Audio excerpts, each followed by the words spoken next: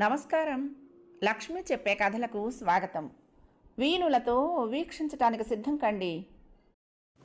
ప్రియ సఖులు, ఇప్పుడు మనం ప్రముఖ రచయిత శ్రీ అలపర్తి రామకృష్ణ గారు రచించిన వెన్నెల పూలు ధారావాహికం నుండి 4వ భాగం వినేద్దామండి. కుసుమ కేదార్ ఇచ్చిన ప్యాకెట్ని ఓపెన్ చేయకుండానే భర్త చేతిలో ఉంచింది.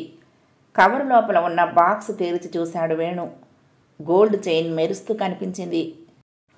మా వారికి పచ్చటి పొలాలే బంగారం, ఉన్నదానితో తృప్తిగా ఉండటం సిరి సంపదలతో తొలతీగినట్లే. చిరునవ్వులతో నేను ఎదురుగా నిలబడితే చాలు, మా వారికి కనక మహాలక్ష్మి ఎదురుగా నిలబడినట్లే ఉంటుందని అంటూ ఉంటారు.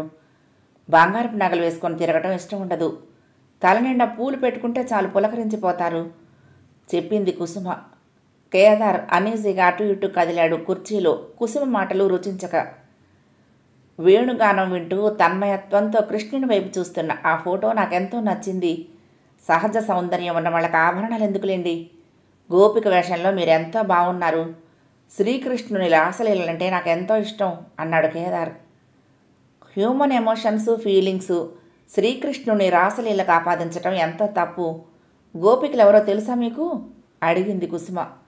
తాళ అడ్డంగా తిప్పాడు కేదార్. త్రేతాయుగంలో దండకారణ్యంలో నివసించిన మునులు శ్రీరాముడిని చూసి తన్మయత్వం చెందుతారు. రాముడిని తమ కౌగిలిలోకి తీసుకోవాలని పరితపిస్తారు. కృష్ణావతారంలో ఆ మునుల కోరిక తీరుస్తారని అభయం ఇస్తాడు శ్రీరాముడు. గోకులంలో గోపికలుగా పుడతారు ఆ మునులు. వంశీకృష్ణుడు వారికి పరపురుషుడు కాదు, పరమపురుషుడు. ఇంట్లో వాళ్లకు తెలియకుండా గోపికలు బృందావనం వెళ్తూ ఉంటారు కృష్ణుని వేణుగానం వినటానికి. ఇంత రాత్రప్పుడు ఎక్కడికి వెళ్తున్నామని ఎవరన్నా ఎదురొచ్చి అడిగితే, నీళ్లు తేవటానికి యమునా నదికి సాయంత్రం వెళ్ళాను, బిందె మర్చిపోయాను, అది తెచ్చుకోవటానికి వెళ్తున్నాను అని సమాధానం ఇస్తుంది గోపిక. ఆహ్లాదకరమైన శరద్రాత్రి వెన్నెల పెట్టల్లా గోపికలు బృందావనంలో యమునా నది తీరానికి చేరుకుంటారు. రజస్వరూపుడైన భగవంతుడితో తాదాత్మ్యం చెందుతారు. గోపికలను సాధారణ స్త్రీలుగా భావించకూడదు. భవబంధాలు తెంచుకుని శ్రీకృష్ణునిలో ఐక్యమయ్యారు. సృష్టిలో మధురమైనది ప్రేమ. శ్రీకృష్ణుడు లీలామయుడు. కుసుమ కళ్ళు మూసుకొని చెప్తూనే ఉంది. ఆరాధనగా భార్య వంక చూస్తున్నాడు వేణు. కేదార్ తలంచుకుని కూర్చున్నాడు. వాళ్ళిద్దరి వైపు చూడాలంటేనే ధైర్యం చాలటం లేదు. చపల చిత్తుడైన తనకు బాగానే చొరకలు వేసింది కుసుమ అనుకున్నాడు మనసులో. మీరు మాట్లాడుకుంటూ ఉండి లోపలికి వెళ్ళి టిఫిన్ పట్టుకొస్తాను. లేచి నిలబడింది కుసుమ. భోజనం సమయం కదా, టిఫిన్ వద్దు, కేదార్ గారు భోజనం చేస్తారు, ఆ ఏర్పాట్లు చూడు అన్నాడు వేణు. తాలూపి లోపలికి వెళ్ళింది కుసుమ. లోపలికి వెళ్ళగానే హిమకు ఫోన్ చేసింది.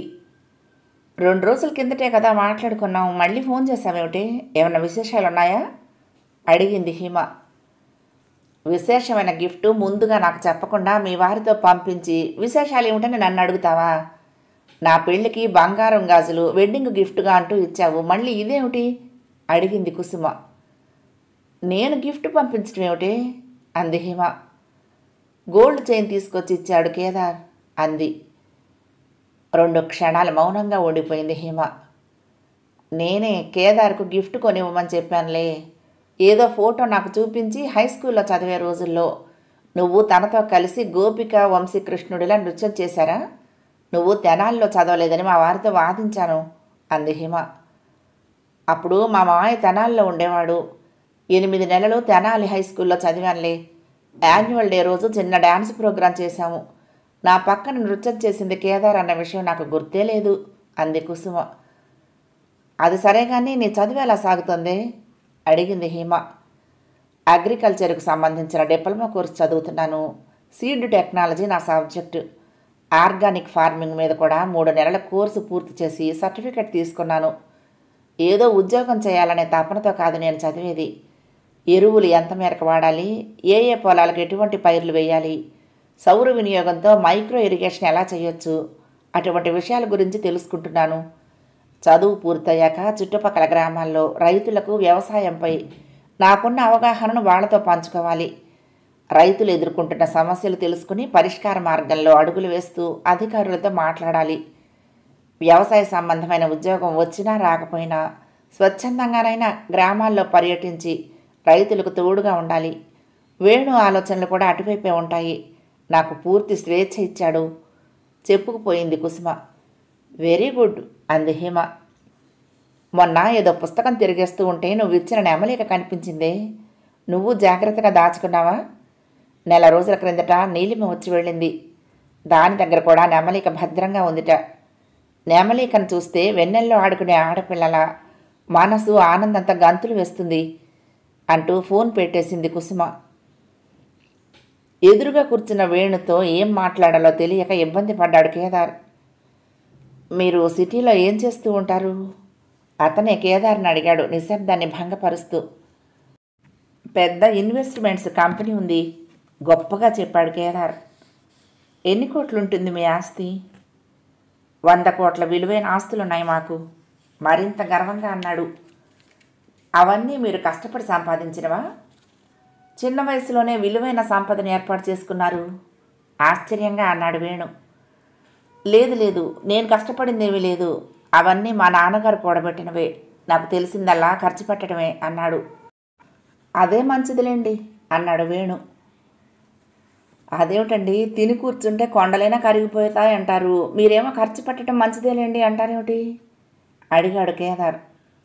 తన ప్రశ్నకు వేణు సరైన సమాధానాలు చెప్పలేక నవ్వి ఊరుకుంటాడులే అనుకున్నాడు. ఒక ఆయన భుజాన కావిడి తగిలించుకుని ఊరికి దూరంగా ఉన్న చెరువు నుంచి నీళ్లు ఇంటికి మోసుకొస్తున్నాడట.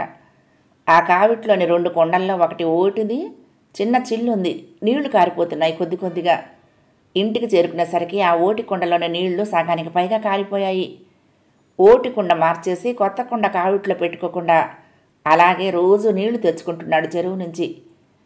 పక్కింటైనా అది గమనించి, రోజు శ్రమపడి చిల్లు కుండతో నీళ్లు మోసుకుని వస్తున్నావు, ఏం ప్రయోజనం?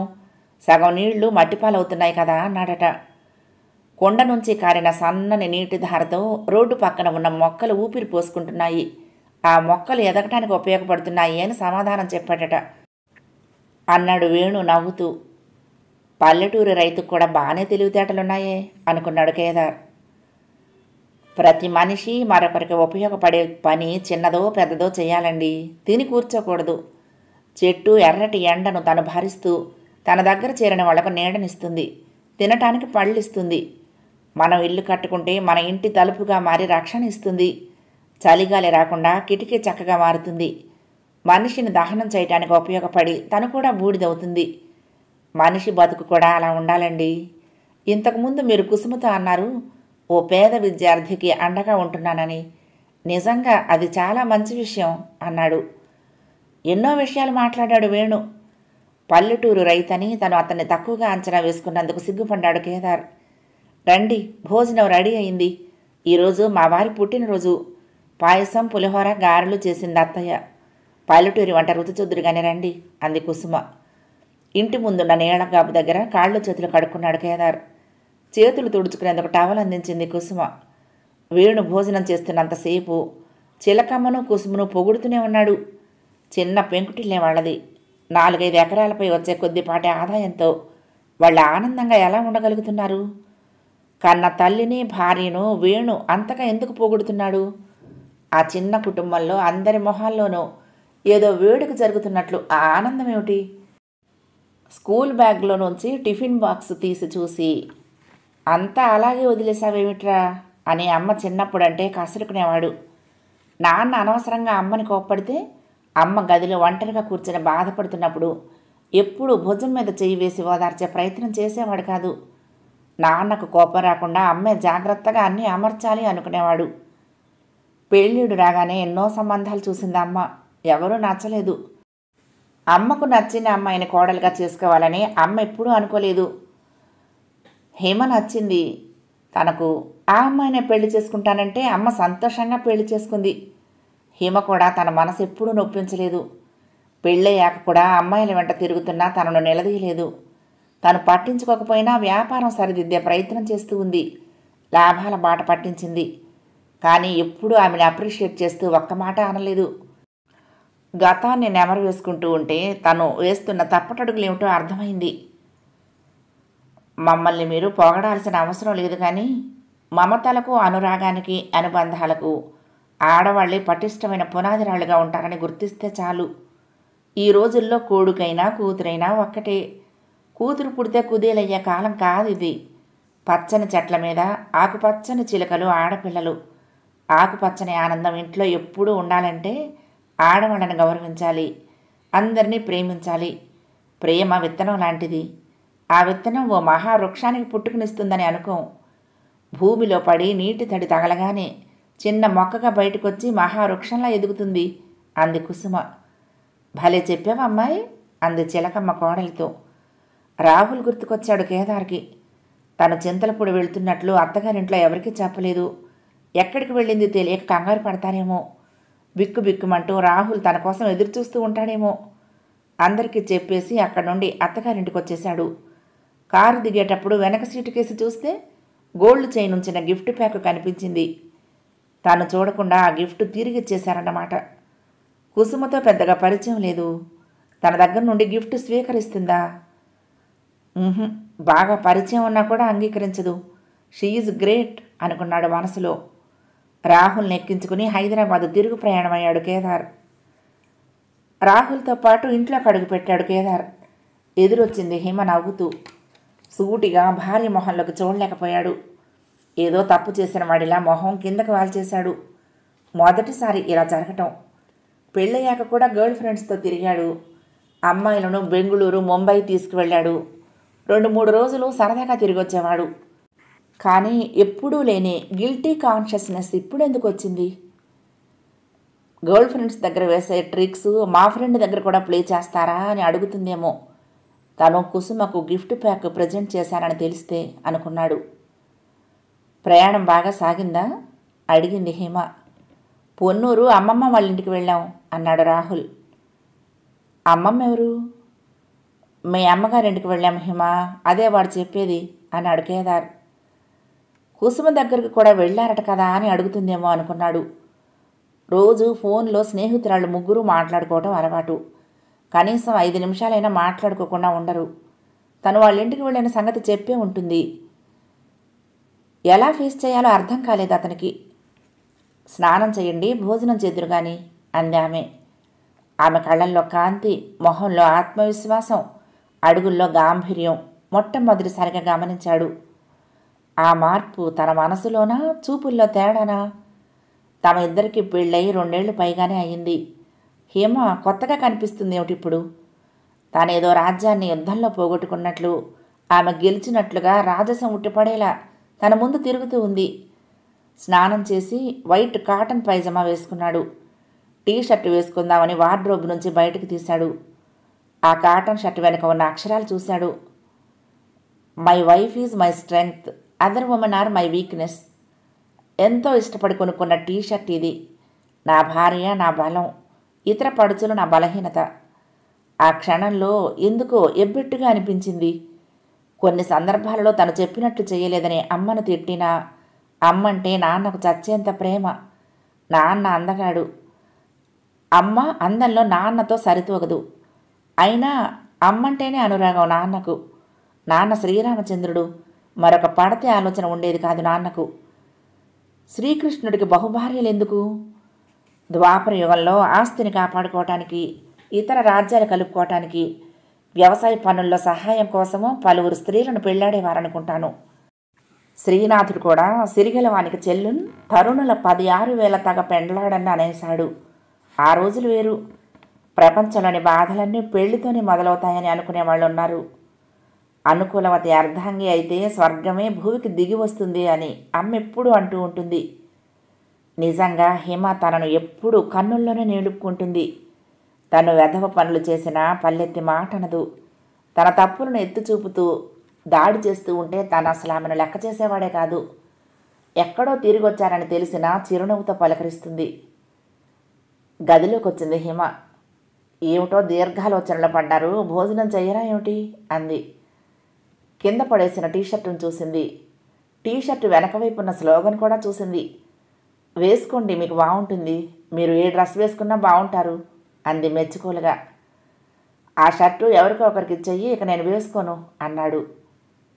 మీరిష్టపడి కొనుక్కున్నారు ఈ టీషర్టు కదూ అంది. ఇష్టాలు అయిష్టాలు కాలంతో పాటే మారుతూ ఉంటాయి అన్నాడు అతను. కింద పడ్డ ఆ షర్టు తీసి బీరువాలో ఓ పక్కన పెట్టిందామె. కుసుమ వాళ్ళింటికి కూడా వెళ్ళాను. వేణు పుట్టినరోజట, వాళ్ళింట్లో భోజనం చేశాను. తనెందుకు వెళ్ళాడో చెప్పాలని అనుకున్నాడు. ఆమె అతను చెప్పేది వినిపించుకోకుండా, కుసుమ నాతో అన్ని విషయాలు చెప్పిందిలేండి, మీరు మంచి పనే చేశారు. వాళ్ళింటికి ఒట్టి చేతులతో వెళ్ళటం ఎందుకని గిఫ్ట్ తీసుకుని వెళ్ళారు. కానీ గిఫ్టులు తీసుకోవటం కుసుమకు ఇష్టం ఉండదు. నేను చేత మళ్ళీ మీ కారులోనే మీరు చూడకుండా ఆ గిఫ్ట్ ప్యాక్ పెట్టించిందట. ఏమీ అనుకోవద్దని చెప్పింది అంది హిమ. తను చేసిన పని కరెక్ట్ కాదని అంటుందా లేదా అని కాసేపు వేచి చూశాడు ఆమె రియాక్షన్ కోసం. హిమ అతను చేయి పట్టుకుని, మీ అమ్మగారు రాహుల్ మీకోసం డైనింగ్ టేబుల్ దగ్గర వెయిటింగు, పదండి భోజనం చేద్దాం మృదువుగా చేయి నిమృతు అంది. ఆమె తనను క్షమించేసిందని ఆ స్పర్శ ద్వారా సంకేతాలు రక్తంలోకి వెళ్ళినట్లుగా ఫీల్ అయ్యాడు. భోజనం అయ్యాక రాహుల్ గదిలోకి వెళ్ళాడు. రేపు మనిద్దరం ఆర్కిడ్స్ ఇంటర్నేషనల్ స్కూల్కి వెళ్దాము. నిన్ను ఆ స్కూల్లో చేర్పిస్తాను. ఆ స్కూల్ స్టాండర్డ్స్తో కోపప్ కావటానికి మొదట్లో కొంచెం ఇబ్బందిగానే ఉంటుంది. కానీ 4-5 నెలల్లో నువ్వెవరికి తీసిపోవు అని ప్రూవ్ చేసుకుంటావు. నాకు ఆ నమ్మకం ఉంది అన్నాడు కేదార్ వాడి తల నిమురుతూ. బెడ్ మీద వాడి పక్కనే కూర్చున్నాడు కబుర్లు చెప్తూ. రాహుల్ నిద్రలోకి జారుకున్నాక వాడికి బెడ్షీట్ కప్పి నుదురు ఆప్యాయంగా నిమిరి తన బెడ్రూమ్కి వచ్చాడు. ఆన్లైన్లో కంపెనీ అకౌంట్స్ చూస్తూ ఉంది హిమ. బుక్ ర్యాక్లోని చేతికి అందిన పుస్తకం తీసుకున్నాడు. రోజు నిద్రపోయే ముందు ఒక అరగంట సేపు ఏదో ఒక పుస్తకం చదవటం అతనికి అలవాటు. సోమర్సెట్ మామ్ రాసిన the moon and six pen నవల అంతకుముందు చదివిన పేజీ నుంచి చదవటం మొదలుపెట్టాడు. నీ భార్య తీవ్ర ఆవేదనకు గురైంది అని నీకెప్పుడైనా అనిపించిందా? ఆమె త్వరలోనే ఆ ఆవేదన నుండి కోలుకుంటుంది. నువ్విలా ఆమెతో వ్యవహరించటం తగునా? ఆమె అందుకు తగిందేనా? కాదు. నీకు ఆమె పట్ల ఫిర్యాదులు ఏమన్నా ఉన్నాయా? ఏమీ లేవు. ఆమె చేతిలో పైసా లేకుండా ఎవరన్నా అలా వదిలేయరు. ఆమె ఎలా బతకగలదు? 17 ఏళ్లుగా పోషించాను ఆమెను. ఇప్పుడు ఆమె తనను తాను పోషించుకోగలదు. ఆ నవలలో ప్రధాన పాత్ర స్ట్రీక్లాండ్కు రచయితకు మధ్య సంభాషణ అది. నవల చదవటం ఆపి హిమ వైపు చూశాడు. ఆమె ల్యాప్టాప్ ఒడిలో పెట్టుకుని ఏదో పని చేస్తున్నా ఆమె పెదవుల వంపు నవ్వుతున్నట్లు కనిపించిన కనురెప్పల తళదళ చూసేసరికి మనసు చెదిరిపోయింది. ఏమిటి అలా చూస్తున్నారు? కొత్తగా కనిపిస్తున్నానా ఏమిటి? నవ్వుతూ అడిగింది. ఆమె మాటల్లోని మార్ధవానికి మైమర్చిపోయాడు. ఇక రెస్ట్ తీసుకుందామా అన్నాడు పుస్తకం మూసి పక్కనున్న టీపై మీద పెడుతూ. ఓకే అంది ల్యాప్టాప్ క్లోజ్ చేసి. అతను రెస్ట్ తీసుకుందామా అన్నాడంటే ఆమె ఒడిలో విశ్రమించటం, ఆనందపు లోకాల్లో విహరించటం. ఏదో అలజడి అతని మనసును ఇబ్బంది పెడుతోందని అర్థం చేసుకుంది. ఆ అలజడిని పోగొట్టడానికి అతన్ని దగ్గరకు లాక్కుని తన కౌగిలిలో ఇమిడ్చుకుంది. వలపు మధువును అతని మనసు నిండా నింపేసింది. అతనేదో చెప్పబోయాడు. చెప్పాల్సిన అవసరం లేదు, నాకన్నీ అర్థమయ్యాయి అంది ఆమె అతనికి మరింత దగ్గరగా జరుగుతూ. భార్యాభర్తల మధ్య అనురాగ బంధానికి ఏ ఫార్ములా ఉండదు. ఒకరినొకరు అర్థం చేసుకుని అడ్జస్ట్ అయిపోవటమే.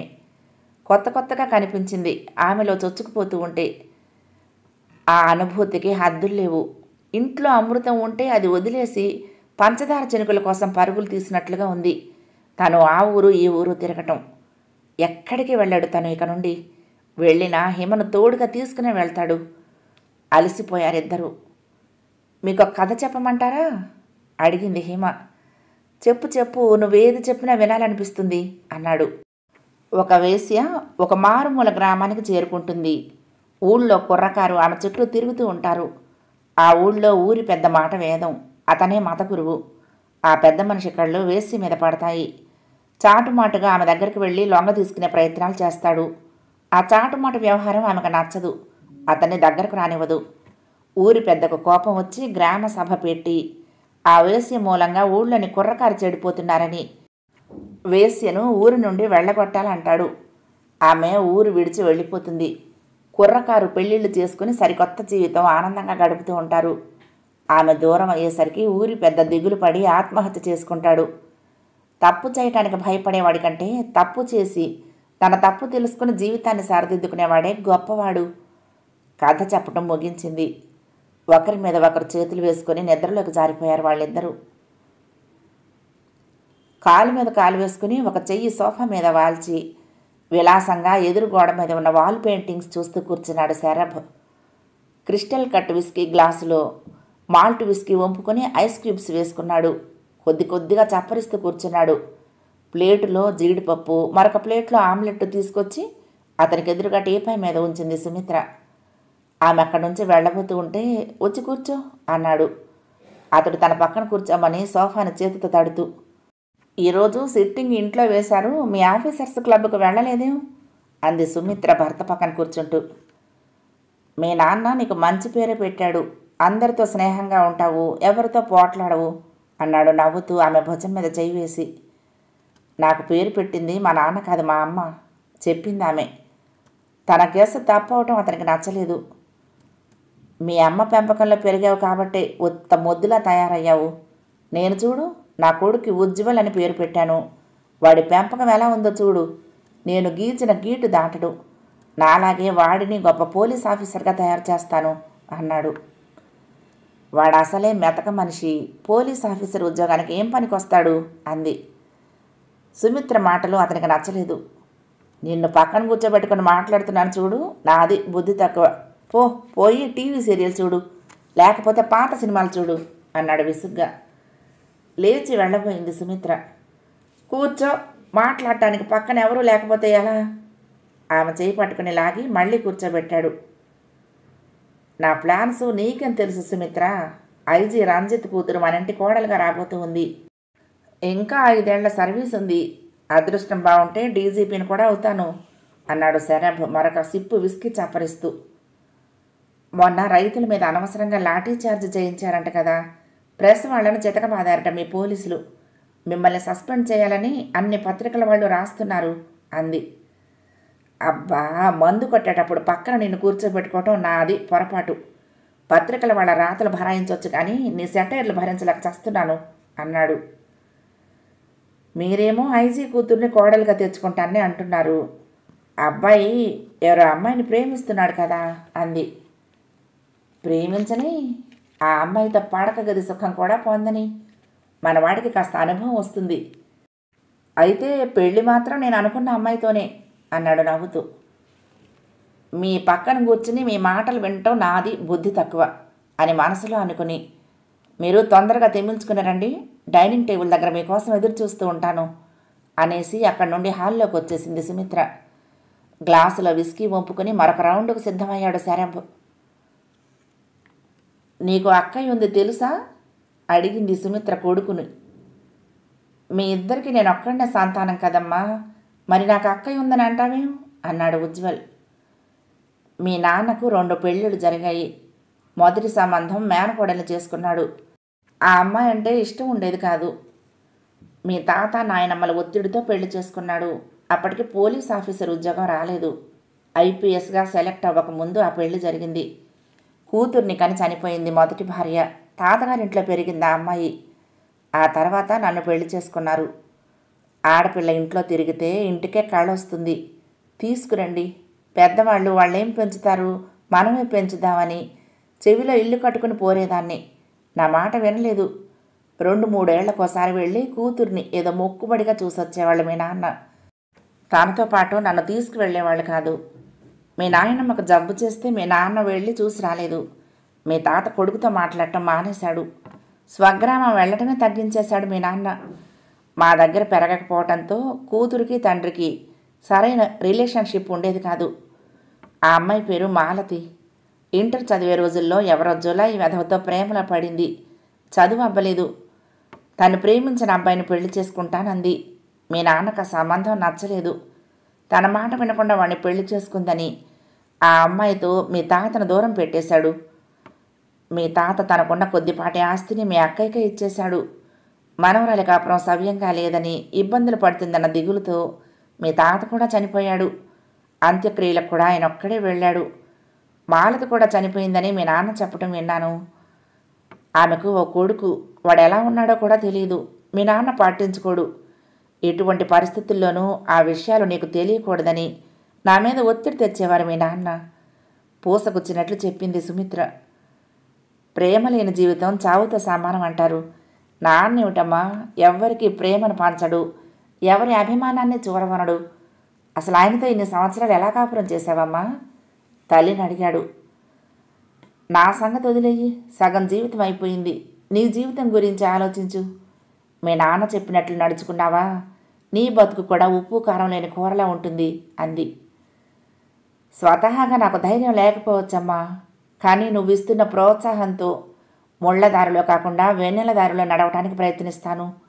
నీ ఆశీస్సులుంటే అనుకున్నది సాధిస్తాను అన్నాడు ఉజ్వల్. కొడుకు భుజం నిమిరింది ఆప్యాయంగా.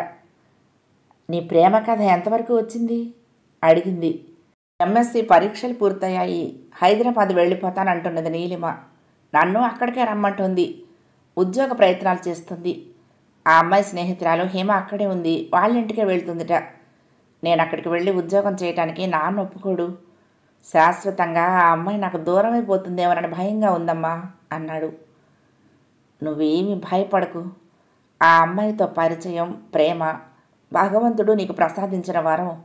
ఇచ్చిన వరాన్ని వెంటనే లాగేసుకోడు. ప్రేమికుల్ని ఎవ్వరూ విడదీయలేరు. ధైర్యంగా ఉండు అంది సుమిత్ర. 8 స్నానం చేసి light rose colour tshirt, green colour jeans pant వేసుకుని హుషారుగా బయటకు వెళ్ళబోతున్న ఉజ్వల్ను చూసి నవ్వుకుంది. ఈరోజు ఫిబ్రవరి 14 కాదు అంది సుమిత్ర. నువ్వేమీ తెలియని దానిలా కనిపిస్తావు కానీ అన్నీ అబ్జర్వ్ చేస్తుంటావమ్మా అన్నాడు తల్లితో. ఈరోజు వాలంటైన్స్ డే. నీలిమను కలవటానికి వెళ్లకుండా ఉంటావని ఎలా ఊహించను? ఏం గిఫ్ట్ ప్రజెంట్ చేస్తున్నావు అడిగింది. ఏం కొనివ్వాలమ్మా? గోల్డ్ చైన్ కానీ heart shaped cut diamond necklace ఇద్దామనుకుంటున్నాను. నీ సలహా ఏమిటి మమ్మీ? నీలిమను నాకు పరిచయం చెయ్యి.